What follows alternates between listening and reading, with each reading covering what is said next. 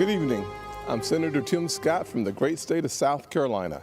To all of you tuning in and participating in the political process, God bless you. This isn't how I picture tonight, but our country is experiencing something none of us envisioned. From a global pandemic to the deaths of George Floyd and Breonna Taylor, 2020 has tested our nation in ways we haven't seen for decades.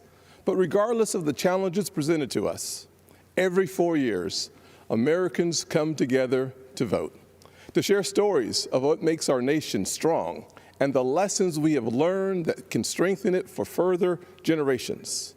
Because while this election is between Donald Trump and Joe Biden, it is not solely about Donald Trump and Joe Biden. It's about the promise of America. It's about you and me, our challenges and heartbreaks, hopes and dreams. It's about how we respond when tackling critical issues like police reform, when Democrats called our work a token effort and walked out of the room during negotiations because they wanted the issue more than they wanted a solution. Do we want a society that breeds success or a culture that cancels everything it even slightly disagrees with? I know where I stand. Because you see, I am living my mother's American dream. My parents divorced when I was 7 years old, and we moved in with my grandparents into a 2-bedroom home with me, my mom, and my brother sharing a room and one bed. My mom worked 16 hours a day to keep food on the table and a roof over our heads.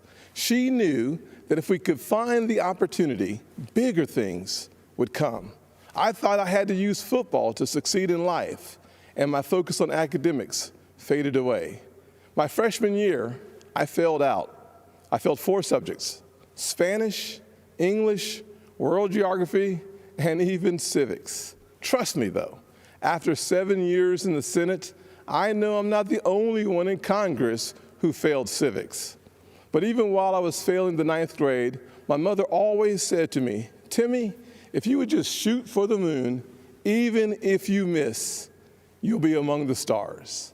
She never lost faith in me, even when I lost faith in myself. Because of her encouragement, I went to summer school and caught up. The next year, I met my mentor, John Moniz, a Chick-fil-A operator. John saw something in me that I could not see in myself and started teaching me valuable life lessons. Like having a job would be a good thing, but creating jobs would be even better. That having an income could change my lifestyle, but creating a profit could change my community. He planted the seeds of what would become Opportunity Zones. This initiative that the president and I worked together on is now bringing more than $75 billion of private sector investment into distressed communities. I took those lessons to heart and started putting the pieces of my life back together. I realized a quality education is the closest thing to magic in America. That's why I fight to this day for school choice, to make sure every child in every neighborhood has a quality education. I don't care if it's a public, private, charter, virtual, or a homeschool. When a parent has a choice, their kid has a better chance. And the president has fought alongside me on that. Later in life, I started my own small business. That's why I know it is critical for us to have a tax code that encourages growth. We actually saw revenues to the Treasury increase after we lowered taxes in 2017. Rest assured, the Democrats do not want you to know that. After starting my small business and spending some time in local government, I decided to run for Congress in 2010. The district is based in Charleston, South Carolina, where the Civil War started, against a son of our legendary Senator, Strom Thurmond. You may be asking yourself, how does a poor black kid from a single-parent household run and win in a race crowded with Republicans against a Thurmond? Because of the evolution of the Southern heart. In an overwhelmingly white district, the voters judged me not on the color of my skin, but on the content of my character. We live in a world that only wants you to believe And the bad news, racially, economically, and culturally polarizing news. The truth is, our nation's arc always bends back towards fairness. We are not fully where we want to be, but I thank God Almighty, we are not where we used to be. We are always striving to be better. When we stumble, and we will, we pick ourselves back up and try again. We don't give in to cancel culture or the radical and factually baseless belief that things are worse today than in the 1860s or the 1960s. We have work to do, but I believe in the goodness of America, the promise that all men and all women are created equal. And if you're watching tonight, I'm betting you do too. Over the past 4 years, we have made tremendous progress towards that promise. President Trump built the most inclusive economy ever. 7 million jobs created pre-COVID-19, and 2/3 of them went to women, African Americans, and Hispanics.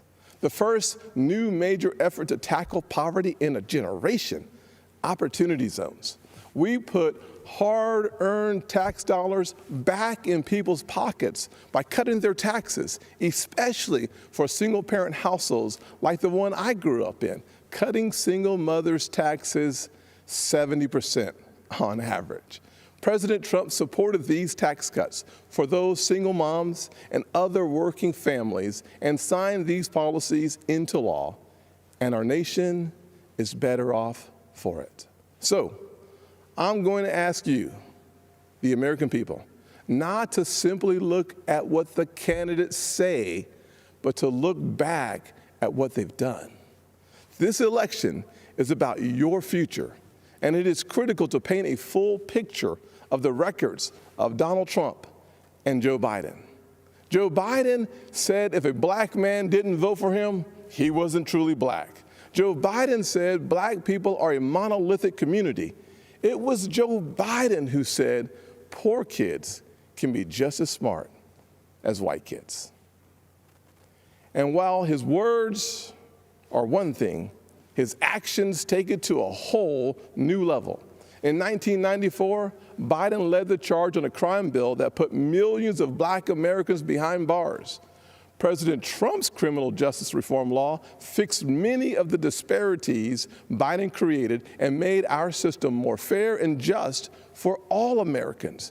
Joe Biden also failed our nation's historically black colleges and universities, heaping blame on them as they fought to ensure our young folks had access to higher education. Once again, to clean up Joe Biden's mess, President Trump signed into law historically high funding for HBCUs, as well as a bill to give them permanent funding for the first time ever. And now Joe Biden wants to come for your pocketbooks.